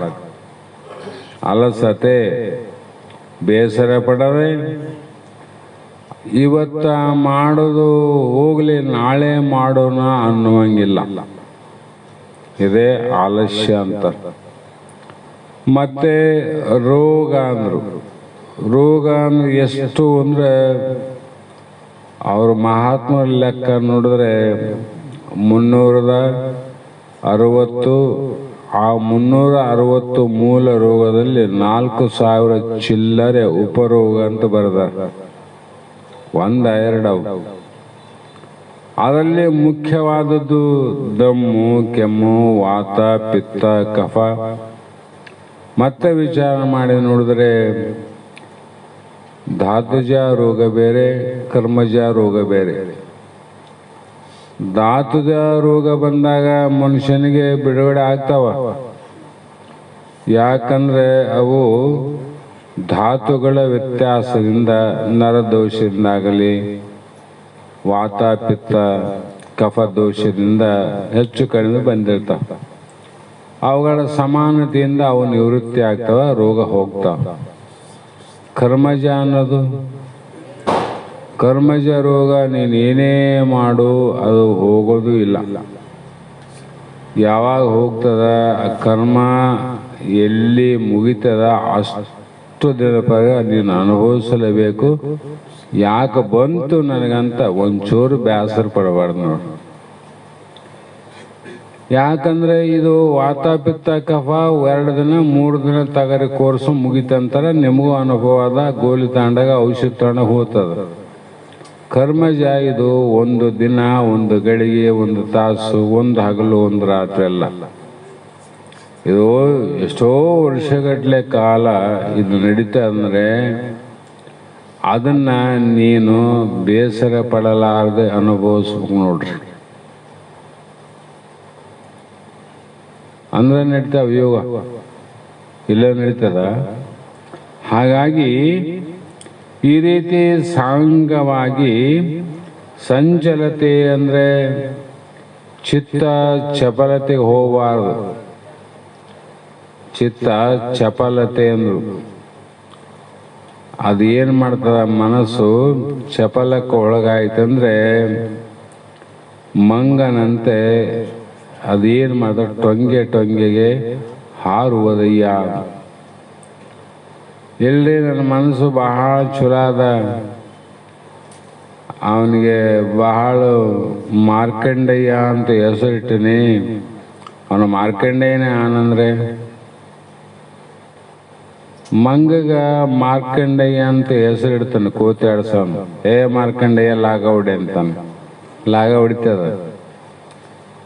ಅದು ಕೈಯಾಗ ಹಗ್ಗ ಬಿಟ್ಟು ನೋಡ್ಲಿ, ಮಾರ್ಕಂಡೇಯನಂತ ಹೆಸರಿಟ್ಟರು ಕೂಡ ಮಂಗ ಮರ ಹಾರುವುದು, ಜಿಗುವುದು, ಬಿಡುವುದೇ.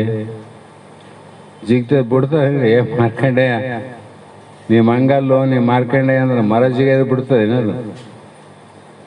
ಅದಕ್ಕೆ ಮನಸ್ಸು ಎದ್ದಲೆಯನ್ನ ಎಷ್ಟು ಕಾಲ ಹಾಲಿನೋಳು ಹದ್ದಿದ್ರು ಕೂಡ ತನ್ನ ಕಪ್ಪು ಬಿಟ್ಟಿತ್ತೆ ಅಂತ ಬರೆದರ ಮಹಾತ್ಮರು. ಹಾಗಾಗಿ ಮನಸ್ಸಿನ ಚಪಲತೆ ಎಷ್ಟಾದಂದ್ರೆ ಜನ್ಮ ಜನ್ಮಾಂತರದಿಂದ ಇದರದ್ದು ಧರ್ಮ ಆಗ್ಯದ, ಜಿಗದೆ. ಹಾಗಾಗಿ ಯಾವಾಗಲೂ ಈ ಚಂಚಲತೆ ಆಗದೆ ವಿಷಯಗಳಲ್ಲಿ ಕೂಡಬಾರದಂತ. ಮಂಗ ಇದು ಬಿಟ್ಟು ಅದಕ್ಕೆ ಹೋಗಿ, ಅದು ಬಿಟ್ಟು ಅದಕ್ಕೆ ಹೋಗಿ, ಅದು ಬಿಟ್ಟು ಅದಕ್ಕೆ ಹೋಗ್ತಾವಲ್ಲ ಮಂಗ ಅಂತ. ಹಾಗೆ ಎಷ್ಟು ಅಭ್ಯಾಸ ಮಾಡಿದರೂ ಕೂಡ ಮನಸ್ಸು ಸ್ವಾಧೀನಕ್ಕೆ ಬರಲಾರ್ದ ಮನಸ್ಸು. ಮನುಷ್ಯ ಸ್ವಾಧೀನಕ್ಕೆ ಬರ್ತಾನೆ, ಮನಸ್ಸು ಸ್ವಾಧೀನಕ್ಕೆ ಬರೋಣ ತಿಳ್ಕಾರಿ. ಮನುಷ್ಯ ಹೆಂಗೆ ಬರ್ತಾನೆ ಸ್ವಾಧೀನಕ್ಕೆ ಅಂದ್ರೆ, ಅವನೇನು ನೋಡ್ಲಿ ತಾನು ಕಟ್ಟಿ ಹಾಕ್ರಂದ್ರೆ ಹಗ್ಗ ತಾನು ಕಟ್ಟಿ ಹಾಕಿದ್ರೆ ಸ್ವಾಧೀನ ಆದಿಲ್ಲಿ ಏನು ದೊಡ್ಡಾಗ. ಮನಸ್ಸು ಸ್ವಾಧೀನ ಅಂಥ ಸ್ವಾಧೀನ ಮಾಡಬೇಕಲ್ಲ. ಆ ಕಾರಣ ಮನಸ್ಸು ವಿಷಯದಲ್ಲಿ ಕೂಡಿಕೊಂಡಿರುವುದೇ ವಿಷಯ ಸಮಾಕೂಲತೆ. ಹಾಗಾಗಿ ವಿಸ್ಮೃತಿಗಳು, ಜ್ಞಾತೃ ವಿಕೃತಿ ಎಂಬ ತಿಳಿವಿನ ವಿಕಾರ. ಇವು ತಿಳಿವಿನ ವಿಕಾರ. ಅದಕ್ಕಾಗಿ ನೀನು ಪ್ರೀತಿಯಿಂದ ತಿಳಿದು ಇದನ್ನ ಮಾಡುವುದು ಅಂತ ಹೇಳಿದ್ರು. ಒಂದರಲ್ಲೇ ದಾಟದ ಕಷ್ಟ ಅನ್ನ. ಇದು ಯಾರಿಗೆ ಬಿಡಬಾರ್ದು, ಯೋಗಾಭ್ಯಾಸ ಮಾಡೋರಿಗೆ. ಮತ್ತೆ ನೀವು ಹೆಚ್ಚಿಗೆ ಹೋಗ್ಬೇಡ್ರಿ. ಜ್ಞಾನಾಭ್ಯಾಸಕ್ಕೆ ಸಂಬಂಧ ಇಲ್ಲ, ಯೋಗಾಭ್ಯಾಸಕ್ಕೆ. ಇನ್ನು ಜ್ಞಾನ ವಿಕೃತಿ ಅಂತ ಎದಕ್ಕಂತಾರ? ಗುಣನಿಧಿ ಕೇಳು ನಿರ್ಗುಣ ವಿರೋಧಿಗಳೆನಿಸಿ ಪಣಿಮಾದಿ ಸಕಲ ಸಂಪದ ಮುಖ್ಯ ಗುಣಯೋಗ ಸಿದ್ಧಿಗಳೆನಪ ವಿಘ್ನಗಳು ಇವು ಎಣಿಸಲ ಜ್ಞಾನ ವಿಕೃತಿ ಅಂದರು. ಯೋಗ ಮಾಡ್ತಾ ಮಾಡ್ತಾ ಹೋದಂಗೆಲ್ಲ ನಿನಗೆ ಹಿಂದೆ ಹೇಳಿವೆಲ್ಲ ಹಿಂದಿನ ತಗೋಬೇಕು, ಇಲ್ಲೇ ಹೋಗಿಬಿಡ್ತಾವೆ ಕಿತ್ಕೊಂಡು. ಹಿಂದೆ ಏನು ಹೇಳ್ಯಾರ? ದೇಹ ಸ್ಥೂಲ ಇದ್ದದ್ದು ಸೂಕ್ಷ್ಮ ಆಗ್ತದಂತ ಬರ್ತಾರೆ. ಮತ್ತು ಎರಡನೇದು ಅನಾಹತ ನಾದದ ನಾದ ಶುರುವಾಗ್ತದ, ಮನಸ್ಸು ಶಾಂತಿ ಆಗ್ತದ, ದೂರದ ದೃಷ್ಟಿ ಬರ್ತದ, ದೂರದಲ್ಲಿ ಮಾತಾಡೋದು ಸಮೀಪದಲ್ಲಿ ಕೇಳ್ತದ, ಈ ಕ್ಷಣದಲ್ಲಿ ಏನು ನಡೀತದ ಅನ್ನೋದು ಕೂಡ ನಿನ್ನ ಕಲ್ಪನೆಯಲ್ಲಿ ಬರ್ತದ. ಅವೆಲ್ಲ ಸಿದ್ಧಿಯವು, ಎಲ್ಲರಿಗೂ ಬರಂಗಿಲ್ಲ ಅವು. ಅಂಥವು ಬಂದಾಗ ನೀನು ಇವೇನು ಅಂದರೆ ನಿರ್ಗುಣ ಯೋಗ ಅಭ್ಯಾಸಕ್ಕೆ ಶತ್ರುಗಳು. ನಾವೇನು ತಿಳ್ಕೊಂಡ್ವಿ? ಅವರೇ ದೊಡ್ಡ ಸಾಧನೆ ಮಾಡಿದವರು ಅಂತ ನಾವು ಅನ್ಕೊಂಡ್ವಿ. ವೈರಿಗಳನ್ನ ಬತ್ತಿಯಾಗಿಟ್ಟುಕೊಂಡು ಸಂಸಾರ ಮಾಡಿದಂಗೆ ಇವು ವಿಘ್ನ ಅಂತಾರ. ಇಂಥವು ಬಂದಾಗ ಏನಾಗ್ತದ? ಸಣ್ಣ ಬಂದರೆ ನಮಗೇನೋ ದೊಡ್ಡ ಸಾಧನೆ ನನಗಂತೀವಿ. ಇನ್ನು ಜಗತ್ತಿನಲ್ಲಿ ಶ್ರೇಷ್ಠವಾಗಿರ್ತಕ್ಕಂಥ ಅಣಿಮ ಮಹಿಮ ಗರಿಮ ಚೈವ್ಯ ಪ್ರಾಪ್ಯ ಪ್ರಾಪ್ಕಮ್ಯ ಈಶತ್ವ ವಶಿತ್ವ ಅನ್ನುವಂಥ ಅಷ್ಟ ಮಹಾಸಿದ್ಧಿಗಳು ಒಂದಕ್ಕಿಂತ ದೊಡ್ಡವು. ಇವು ನಿನಗ ಪ್ರಾಪ್ತಿಯಾದರೂ ಕೂಡ ನಿನ್ನ ಅಭ್ಯಾಸಕ್ಕೆ ವೈರಿಗಳಂತ ತಿಳ್ಕೊ. ನೀನು ನನ್ನಲ್ಲಿ ಇಂಥ ಶಕ್ತಿ ಸಾಮರ್ಥ್ಯ ನನಗೆ ಬಂದಂತ ತಿಳ್ಕೊಬೇಡ, ನಿನ್ನೆ ಕೆಡವಕ್ಕೆ ಬಂದವು. ಹೊರಗಿನವ್ರ ಮಾತಿಗಂತೂ ಬೀಳಲ್ಲ ನೀನು. ಮಹಾತ್ಮರ ಗುರುಗಳ ಮಾತಿಗೆ, ಸಂತ ಶಾಂತರ ಶಾಸ್ತ್ರ ಮಾತಿಗೆ, ಭಗವಂತನ ಮಾತಿಗಂತೂ ಬಗ್ಲಿಲ್ಲ. ಒಳಗೆ ಹೋಗಿ ಬಗ್ಸ್ತಂತಾರ. ಇಲ್ಲಿ ಮಂದಿನ ದಾಟ್ತಿದ್ದೆ, ಎಷ್ಟು ಜನರನ್ನ ದಾಟಿ ಹೋಗೋದು, ಮನಸ್ಸನ್ನು ದಾಟಿ ಹೋಗೋದು ಭಾಳ ಕಷ್ಟ. ಮನಸ್ಸನ್ನು ದಾಟಿ ಹೋಗೋದು ಭಾಳ ಕಷ್ಟ. ಇದು ದಾಟಲಾರ್ದೇ ಎಷ್ಟೋ ಮಂದಿ ಜ್ಞಾನಕ್ಕೆ ವಿಘ್ನಗಳನ್ನು ತಂದುಕೊಂಡು ನಡುವನೇ ಭ್ರಷ್ಟರಾಗಿ ಹೋಗ್ಯಾರ. ಹಾಗಾಗಿ ಮತ್ತು ಇಲ್ಲಿ ಏನಾಗ್ತವ ಅಂದರೆ, ಇನ್ನೂ ಕೂಡ ವಿಷಯ ಪ್ರಾಪ್ತಿಯಿಂದ ಇಹಪರ ಭೋಗದ ಸಂಪತ್ತು ಕೂಡ ಪ್ರಾಪ್ತಿ ಆಗ್ತದೆ, ಆಗ್ತಾವವು. ಇವೆಲ್ಲವೂ ಕೂಡ ನಿರ್ಗುಣ ಯೋಗಕ್ಕೆ ವಿಘ್ನಗಳೇ ಅಂದರು. ಸಂಪತ್ತು ಮತ್ತು ಜ್ಞಾನಕ್ಕೆ ವಿಘ್ನ ಅಂತಿರೋ ಏನು ಆಶೀರ್ವಾದ ಅಂತಿರೋ? ಸಂಸಾರದಲ್ಲೇ ನಾವು ಇದೇ ವಿಘ್ನಗಳು. ಭೂಮಿ ಹೆಣ್ಣು ಹೊನ್ನು ಮಣ್ಣಿಗಾಗಿ ಸತ್ತವರು ಕೋಟಿ ಅಂತಾರಲ್ಲ, ಮತ್ತು ನಮ್ಮಲ್ಲಿದ್ದರೆ ವಿಘ್ನ, ಬೇರೆ ಕಡೆ ಇದ್ದರೆ ವಿಘ್ನ ಅಲ್ಲ ಏನದು? ಎಲ್ಲಿದ್ದರೂ ವಿಘ್ನ. ನಮ್ಮ ತಾತನ ಬಾಯಲ್ಲಿ ಕೇಳಿರಿ ನೀವು, ನಾನು ಅವ್ರು ಕೇಳಿದವರು ಇನ್ನೂ ಜೀವಂತವಾಗಿ ಇದ್ದೀರಂದ್ರೆ ನಾ ಶಾಸ್ತ್ರ ಇದ್ದಂಗೆ ಹೇಳಕತ್ತೀನಿ. ಇಲ್ಲದ್ರೆ ನಾವು ಸುಳ್ಳು ಹೇಳ್ತಾನೆ ಬರೀ ಬೆಳಗ್ಗೆ ಅದರಂತೇಳಿ ಹೇಳಂಗಿಲ್ಲ. ಎದುರಿಗಿದ್ರಿ ಎಲ್ಲರೂ ಸಾಕ್ಷಿರಿ. ಅವ್ರ ಮಾತು ಹೇಳ್ತಿದ್ರು, ಎಲ್ಲಿ ಸಂಪತ್ತು ಹೆಚ್ಚಿಗೆ ಆತಂದ್ರೆ ಅಲ್ಲಿ ವಿಘ್ನಗಳು ಪ್ರಾಪ್ತಿ ಆತವಂತ ತಿಳ್ಕಾರೆ ಅಂತಿದ್ದ. ಅದು ಮನೆಯೇ ಇರಲಿ ಮಠನೇ ಇರಲಿ, ಮನೆಯಲ್ಲಿ ಸಂಪತ್ತಿಗೆ ವಿಘ್ನಗಳು ಬರೋದು ಸಹಜ ಜಗತ್ತಿನಲ್ಲಿ ಬಂದದ. ಮಠಗಳಲ್ಲಿ ವಿಘ್ನ ಯಾಕೆ ಬರಕತ್ತವ?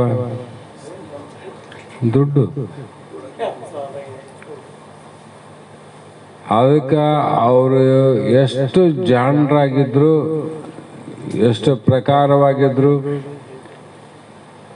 ಅದಕ್ಕಿಂತ ಒಂದು ಚೂರು ಹೆಚ್ಚಿಗೆ ಕೂಡ ಕೈಯಲ್ಲಿ ಮುಟ್ಟಬಾರ್ದು, ಜೋವಾಗಿ ಇಡಬಾರ್ದು ಅಂತ ನಾವು ಹೋದ್ರು ಕೂಡ ಇಷ್ಟು ವಿಘ್ನ ಬರ್ತಾವ.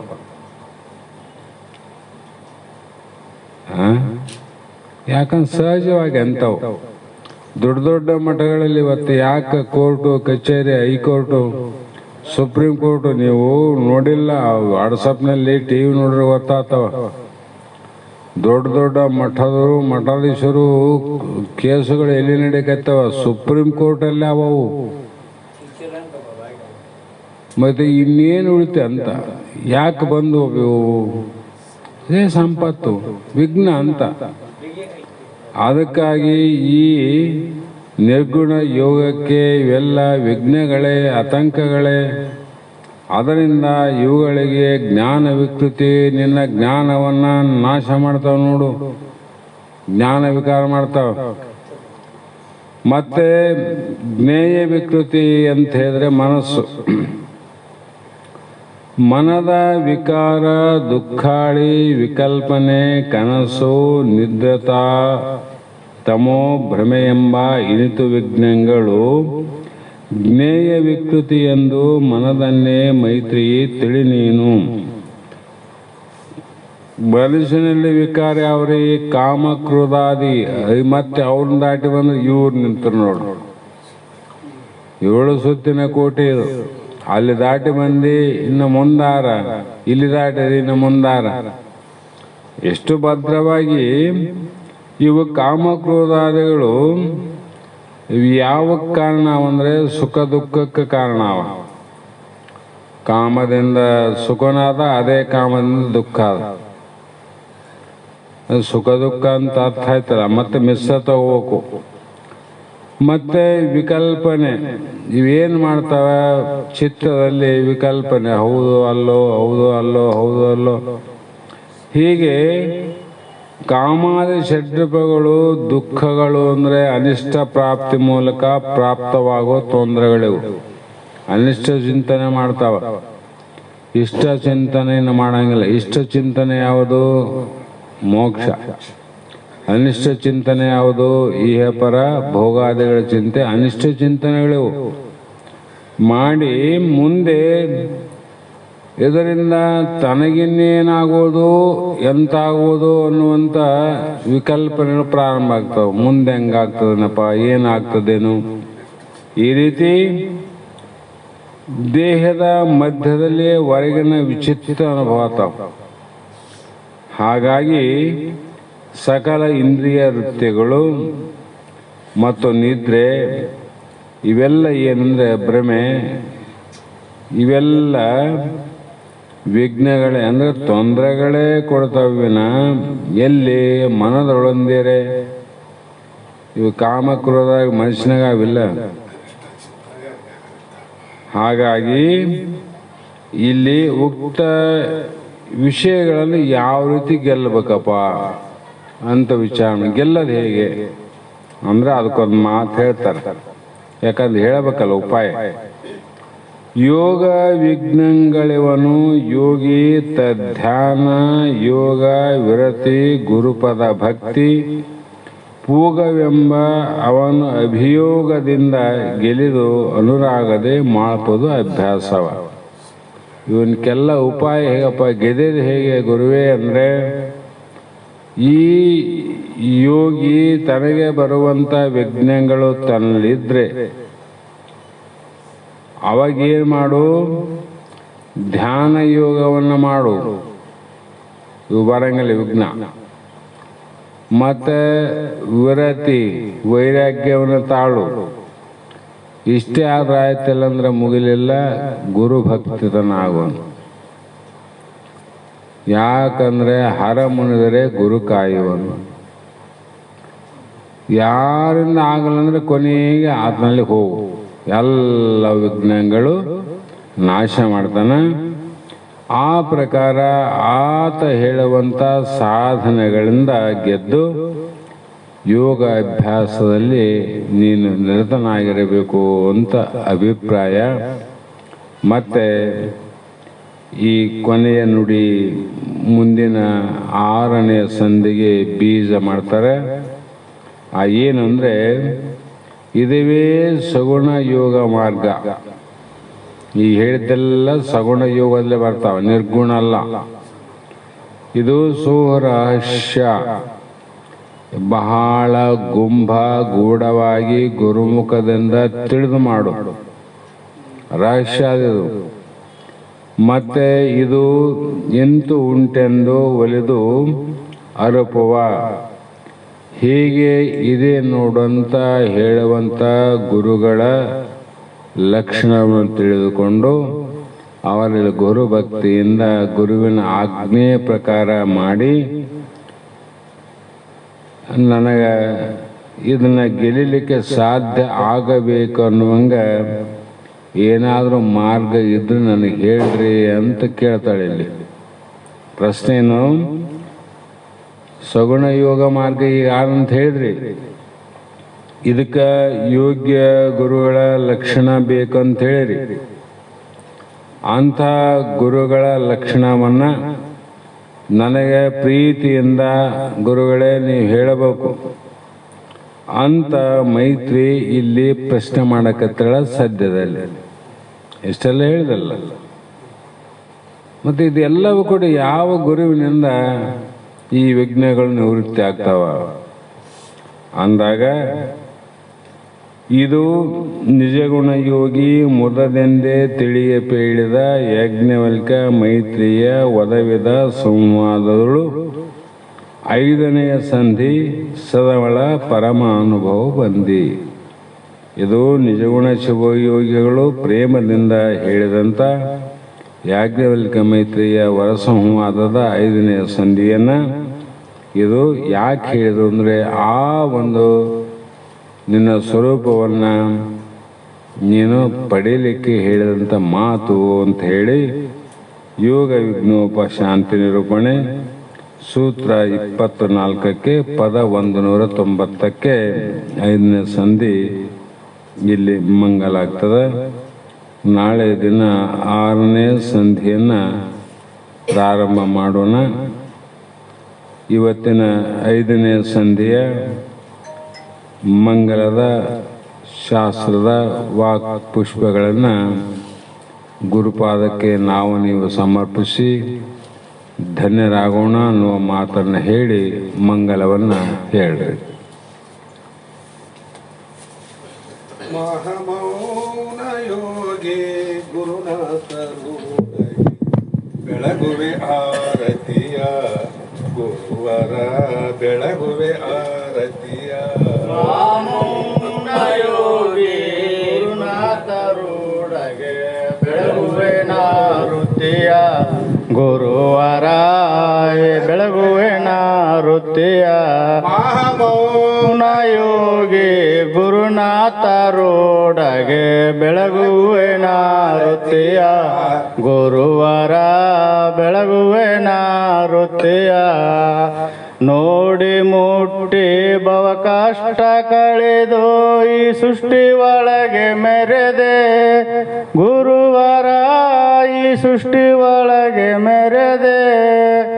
ಕೂಡಿ ಕಾಮದಿ ಭಜಿಸಲು ನಿನ್ನನು ಬೇಡಿದ ಫಲ ನೀಡಿದೆ ಗುರುವರ ಬೇಡಿದ ಫಲ ನೀಡಿದೆ.